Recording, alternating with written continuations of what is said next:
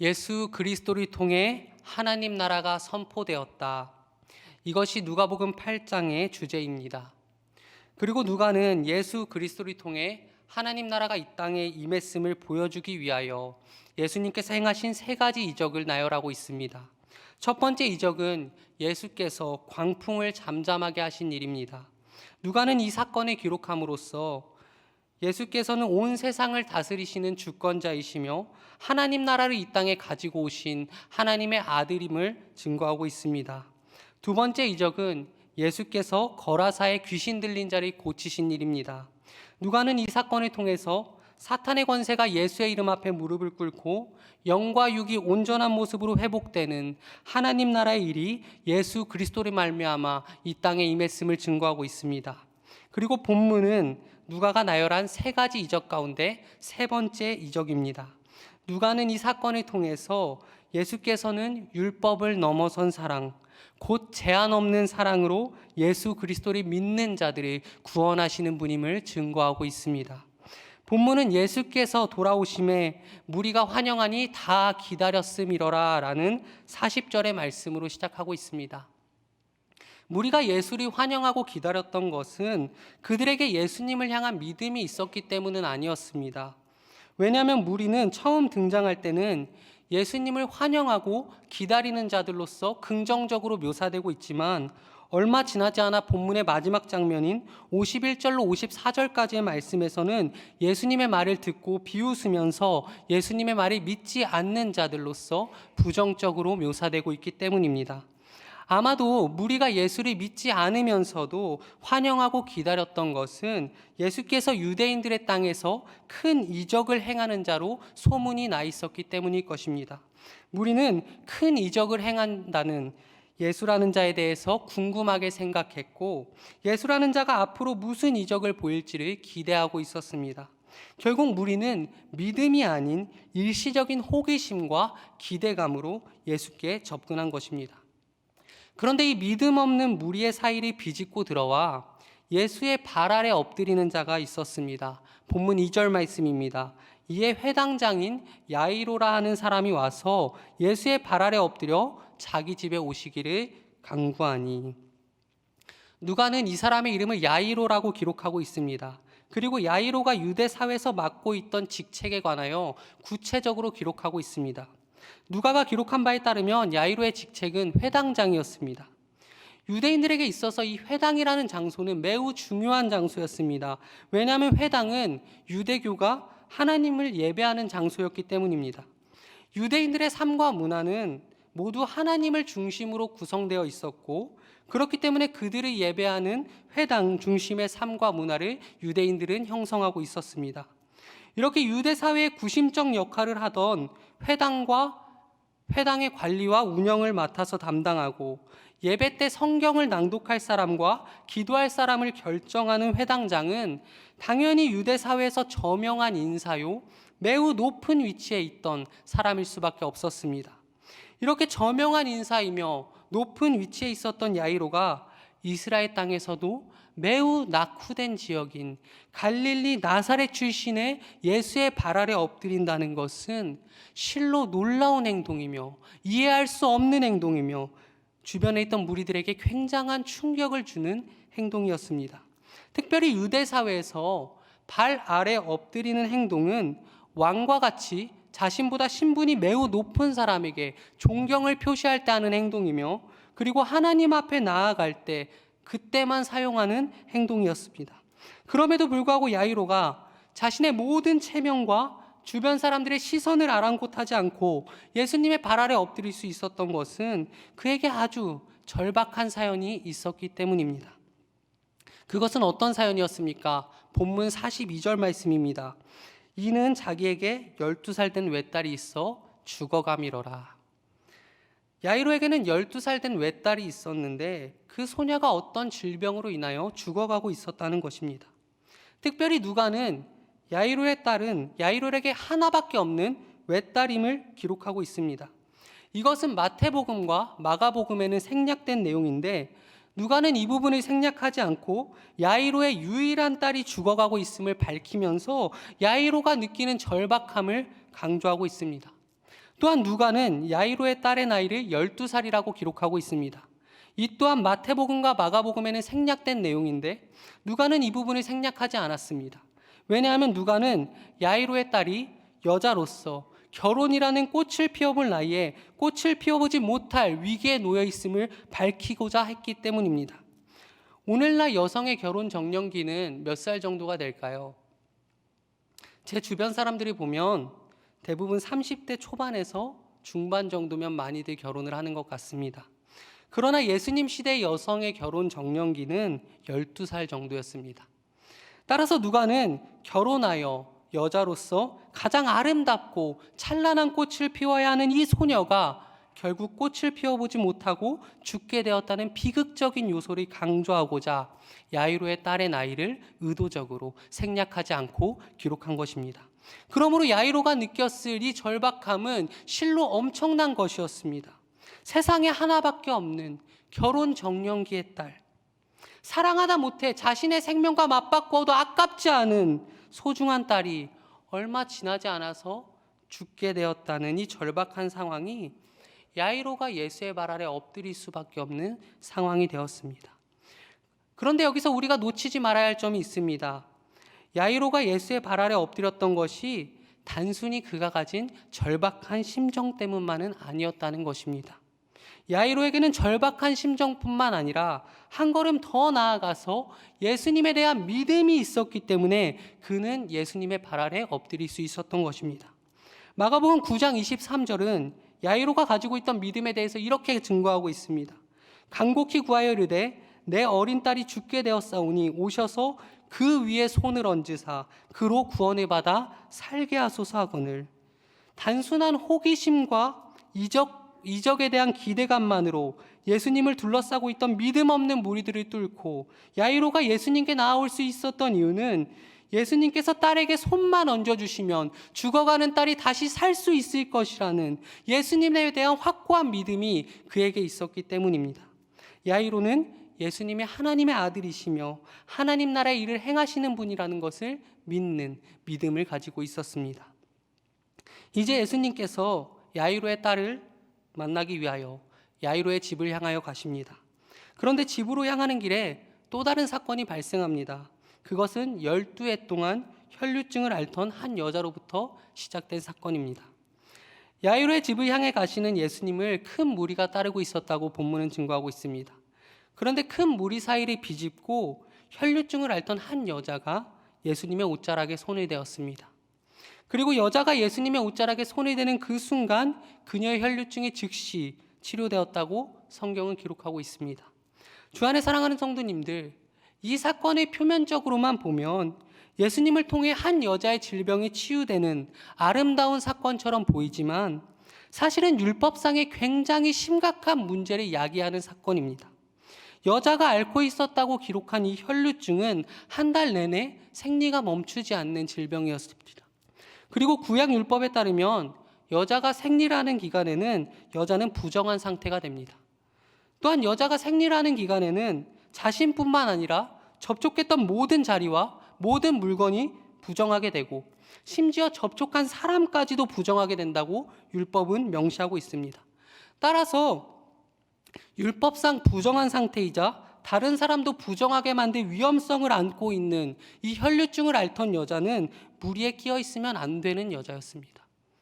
그런데 이 여자는 무리에게 끼어 있는 것으로 그치지 않고 한 걸음 더 나아가서 거룩한 상태에 있었던 예수님의 옷자락을 만졌다는 것입니다. 누가는 이 짧은 장면에서 헬라어 합토마이, 곧 만지다라는 단어를 4번이나 반복해서 사용하고 있습니다. 누가는 예수님의 이 옷에 손을 대는 이 여자의 행동이 예수님으로부터 치료를 받고 예수님께는 부정을 전달하는 행위였음을 강조하기 위하여 만지다라는 단어를 반복하여 기록하고 있습니다. 유대 사회에서 부정한 자가 거룩한 사람을 더럽히는 것은 공개적으로 비난을 받을 만한 사건이었습니다. 유대 사회는 종교적인 사회였기 때문에 거룩한 사람을 더럽히는 것은 아주 심각한 문제를 야기할 수 있는 일입니다. 그럼에도 불구하고 혈루증을 앓던 여자는 율법의 규정에 매여서 조신하게 자신의 몸을 숨기는 것보다는 거리로 뛰어나와서 무리들과 부딪히며 예수님의 옷자락을 만지는 선택을 하였습니다. 무엇이 그녀로 하여금 그런 선택을 하게 만들었을까요? 앞서 세상에 하나뿐인 결혼 정년기에 딸을 잃어버릴 수도 있다는 야이로의 절박함처럼 혈류증을 앓던 여자에게는 부정함으로부터 자유해지고자 하는 절박함이 있었기 때문입니다. 누가는 43절 말씀에서 혈류증을 앓던 여자에 대하여 한 가지 설명을 덧붙이고 있습니다. 이 여자는 12해를 혈류증을 앓는 중에 아무에게도 고침을 받지 못했다는 것입니다. 마가복음은 이에 대해 더욱 구체적으로 기록하고 있습니다. 마가복음 5장 26절 말씀입니다. 많은 의사에게 많은 괴로움을 받았고 가진 것도 다 허비하였으되 아무 효험이 없고 도리어 더 중하여지던 차에. 주 안에 사랑하는 성도님들, 이 여자는 얼마나 힘들었을까요? 얼마나 괴로웠을까요? 실력 있다고 소문난 여러 의사들이 찾아가서 치료를 받았지만 자신의 질병은 조금도 나아지지 않고 그동안 모아두었던 돈은 계속해서 줄어드는 이 상황에서 이 여자는 얼마나 깊은 슬픔과 좌절을 경험했을까요? 또 이 여자는 얼마나 외로웠을까요? 누구에게도 다가가지 못하고 가족과 이웃과 사회로부터 철저하게 외면받고 소외당하면서 혼자서 외롭게 질병과 싸워가야 했던 이 여자는 얼마나 많은 외로움에 사무치는 날들을 보냈을까요? 혈류증을 앓던 여자는 이제는 모아둔 돈도 없고 이제는 자신을 도와줄 사람도 아무도 없어서 이런 극한의 절박함 속에서 무리와 부딪히는 일과 예수님의 옷자락을 만지는 일을 결심한 것입니다. 그런데 우리가 여기서 놓치지 말아야 할 점은 야이로와 마찬가지로 혈류증을 앓던 여자가 예수님의 옷자락을 만진 것은 단순히 그녀의 절박한 심정 때문만은 아니었다는 것입니다. 그녀 역시 절박한 심정뿐만 아니라 예수님의 옷을 만지기만 하면 자신의 질병이 치유될 것을 확신하는 믿음을 가지고 있었습니다. 누가는 기록하고 있지 않지만 마태와 마가는 그녀가 가진 믿음에 대하여 동일하게 기록하고 있습니다. 마태복음 9장 21절 말씀입니다. 이는 제 마음에 그 겉옷만 만져도 구원을 받겠다 함이라. 주 안에 사랑하는 성도님들, 이처럼 사람에게 닥치는 시련은 괴로운 것이지만 아이러니하게도 시련은 사람을 예수님께 더 나아가게 하고 또 새로운 기회를 제공하는 시작점이 되기도 합니다. 그런데 우리가 시련의 아픔을 끌어안고 예수님께 나아가면서 반드시 함께 챙겨가야 할 것이 있습니다. 그것은 예수님께서 우리의 모든 시련을 해결해 주실 것이며 극복하게 하실 것이며 우리를 회복시켜 주실 것이라는 예수 그리스도에 대한 믿음입니다. 우리는 시련 가운데 예수님을 찾아갑니다. 그리고 예수님께 기도합니다. 그러나 때때로 우리는 마음 한켠에 예수님에 대한 불신앙이 있다는 것을 발견하게 됩니다. 내가 모든 수단과 방법을 다 동원해 봤는데 해결하지 못한 문제를 과연 예수님이라고 해결할 수 있을까? 그러나 야이로와 혈류증을 앓던 여자는 그러지 않았습니다. 예수님께서 오셔서 제 딸의 몸에 손만 얹어주시면 제 딸은 살아날 수 있습니다. 제가 예수님의 옷자락만 만져도 저는 질병으로부터 구원받을 수 있습니다. 두 사람은 절박한 심정과 함께 예수님을 향한 확고하고 흔들림 없는 믿음을 가지고 나아갔기 때문에 그들이 절박하게 만들었던 상황으로부터 자유하게 되는 놀라운 역사를 경험할 수 있었습니다. 우리가 시련의 아픔 가운데서도 예수님을 향한 확고한 믿음을 가지고 그분께 나아간다면 우리가 전혀 생각하지 못한 방법으로 우리가 전혀 예상하지 못한 방법으로 우리의 시련을 해결해 주시며 극복하게 하시며 우리를 회복시키시는 놀라운 예수 그리스도의 능력을 경험하게 될 것임을 본문은 우리에게 증거하고 있는 것입니다. 그러므로 주 안에 사랑하는 성도님들, 인생의 큰 시련을 만나게 되었을 때, 힘든 일이 있을 때, 괴로운 일이 있을 때 우리의 모든 문제를 해결하실 능력이 예수 그리스도께 있다는 것을 확고하고 흔들림 없는 믿음으로 신뢰하시고 간절한 심령으로 예수님께 나아가는 저와 모든 성도님들 되시기를 주님의 이름으로 축원합니다. 그렇다면 야이로와 혈루증을 앓던 여자가 이 절박한 상황 가운데서도 믿음으로 예수님께 나아가자 예수님께서는 그들에게 어떤 반응을 보여주셨을까요? 먼저 예수님께서 혈루증을 앓던 여자에게 보이신 반응을 살펴보고자 합니다. 본문 46절로 48절까지의 말씀입니다. 예수께서 이르시되 내게 손을 댄 자가 있도다. 이는 내게서 능력이 나간 줄 알미로라 하신대.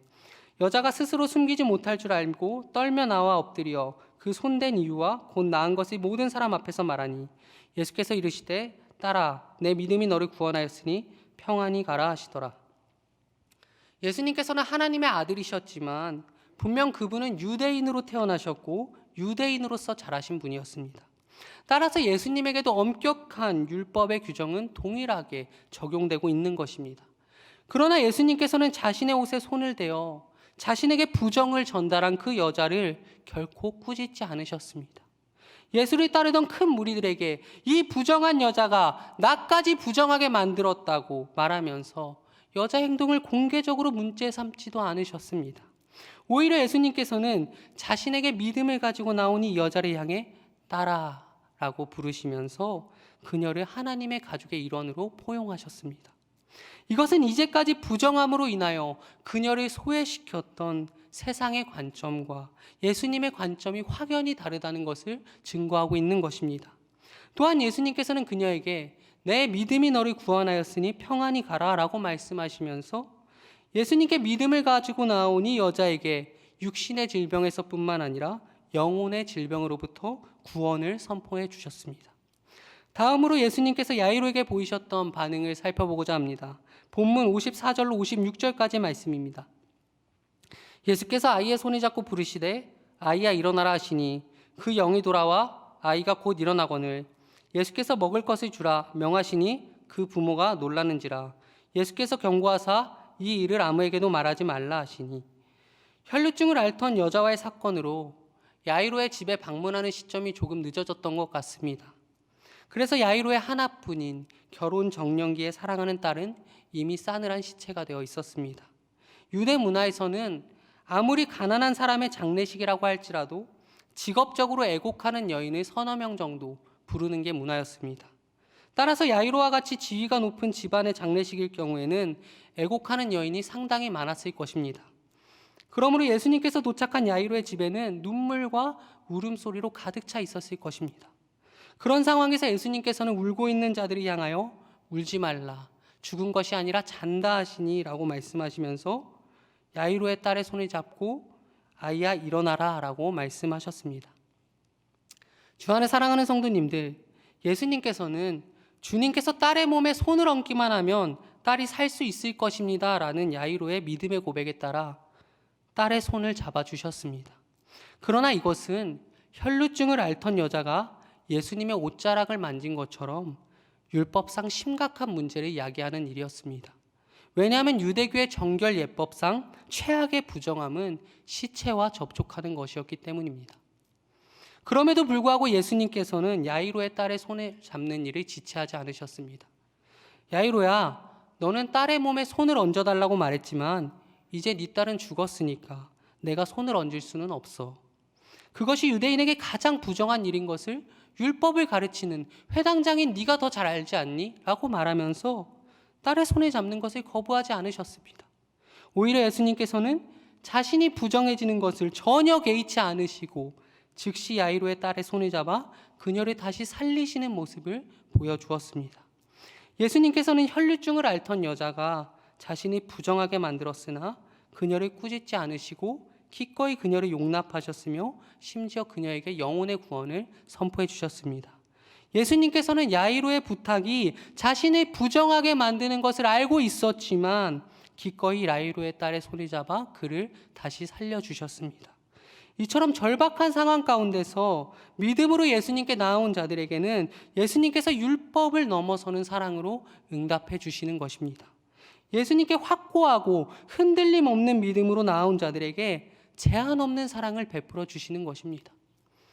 예수님께 있어서 율법은 그분을 믿는 자들을 위해서라면 얼마든지 뛰어넘을 수 있는 것이었습니다. 그러므로 본문이 우리에게 전하고자 하는 가장 핵심적인 진리는 예수님께서는 그를 믿는 자들에게 제한 없는 사랑을 베풀어 주신다는 것입니다. 주 안에 사랑하는 성도님들, 그런데 이 자리에 계신 모든 성도님들이 이미 야이로와 혈루증을 앓던 여자가 예수님께 받았던 율법을 넘어선 사랑, 제한이 없는 사랑을 예수님께 받은 바가 있습니다. 그것은 바로 예수님의 십자가 사랑입니다. 혈루증을 앓던 여자와 접촉하여 부정해지는 것, 시체와 접촉하여 부정해지는 것, 그런 것들과는 비교조차 할 수 없는 부정함, 곧 가장 더럽고 흉악한 범죄자들만이 달리는 십자가의 형틀에 예수님께서는 기꺼이 그분의 생명을 맡기셨습니다. 죄가 하나도 없으신 가장 거룩하신 분께서 어째서 부정함의 극치인 십자가에 자신의 생명을 맡기셨습니까? 그것은 예수님께서 자신의 생명보다 예수님을 믿는 우리를 더욱 사랑하셨기 때문입니다. 그래서 로마서 5장 8절은 이렇게 고백하고 있습니다. 우리가 아직 죄인 되었을 때에 그리스도께서 우리를 위하여 죽으심으로 하나님께서 우리에 대한 자기의 사랑을 확증하셨느니라. 이제 말씀을 정리하려고 합니다. 본문은 인생의 시련 가운데서 확고하고 흔들림 없는 믿음을 가지고 예수님을 찾아온 두 사람에게 예수님께서 율법을 넘어선 사랑, 곧 제한 없는 사랑을 베풀어 주셨음을 증거하고 있습니다. 그러나 우리가 두 사람이 받은 사랑을 부러워할 필요는 없는 것 같습니다. 우리는 그보다 더 큰 예수님의 십자가 사랑을 받았기 때문입니다. 자신의 생명을 내어주는 것보다 더 큰 제한 없는 사랑은 없는 것입니다. 그러므로 오늘 말씀 앞에서 우리가 받은 제한 없는 예수님의 사랑을 다시 한번 깨닫게 되기를 주님의 이름으로 축원합니다. 바쁜 일상 가운데 잊고 있었던 십자가의 사랑, 그 제한 없는 사랑에 다시 깊게 젖어드는 저와 모든 성도님들 되시기를 주님의 이름으로 축원합니다. 제가 기도하겠습니다. 거룩하시고 은혜가 풍성하신 하나님, 오늘 믿음을 가지고 주님께 찾아온 야이로와 혈루병을 앓던 여자에게 예수님께서 율법을 넘어선 사랑, 곧 제한 없는 사랑을 베풀어 주셨음을 함께 나누었습니다. 그리고 이 제한 없는 예수 그리스도의 사랑을 우리도 이미 받은 자들임을 깨닫게 되었습니다. 우리가 십자가에서 나타난 예수 그리스도의 제한 없는 사랑을 날마다 기억하게 하시고 그 사랑 안에서 날마다 기뻐하며 감격하며 살아가는 주님의 자녀들이 될 수 있도록 인도하여 주시옵소서. 이 모든 기도 우리를 죄악 가운데 권하신 예수 그리스도의 이름으로 기도합니다.